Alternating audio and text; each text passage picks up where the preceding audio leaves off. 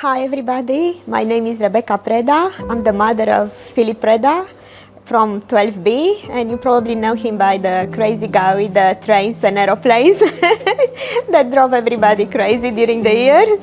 Oh, there are so many things to mention here, but I only want to say that it was a big, huge blessing, probably the biggest blessing that we had after his father passed away when Philip was really young.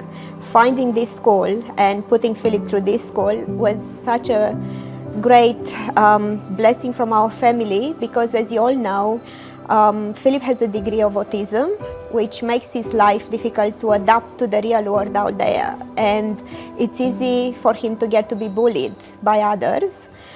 Where here in school, during the prep until 12 right now, he's never been bullied.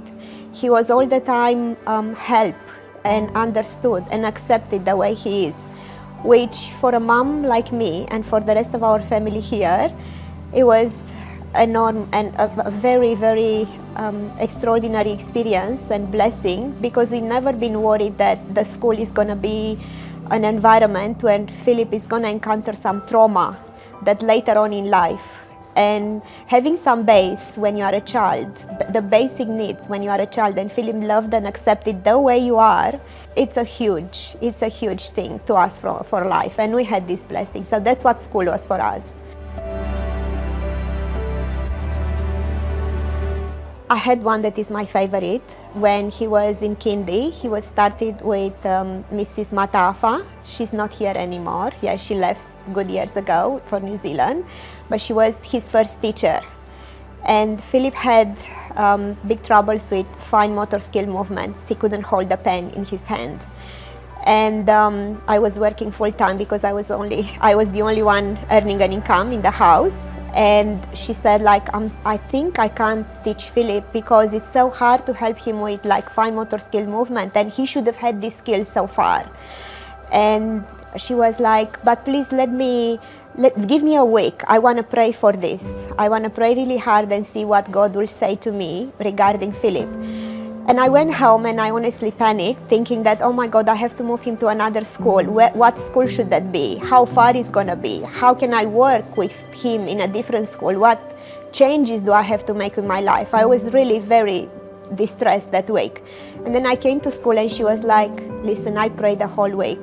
And God sent me this kind of answer. She was like, in my mind, God sent Philip my way, so that means God will help me to teach him.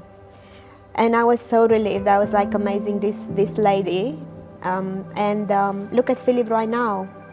Not only that he's got wonderful skill, fine motor skill movements, he's playing basketball, he's even acting in front of other people on the stage.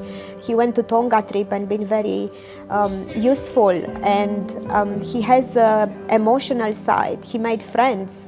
That's something that if this lady would never have prayed and trust God and be a really amazing Christian, we'll never get Philip the way he is. For us, the school environment with the teachers, starting from the principal to the cleaner and all the other staff, it was like a second family.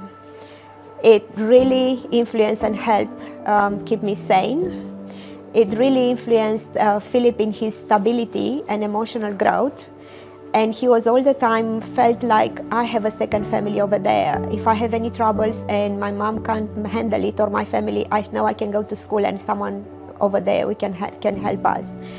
And not only the church affiliated to the school, the church in the fields, was really a bless for us, because Philip grew up in the church, and in the beginning he was not so happy to be called a Christian and follow Jesus, which I've never wanted to force him in believing something.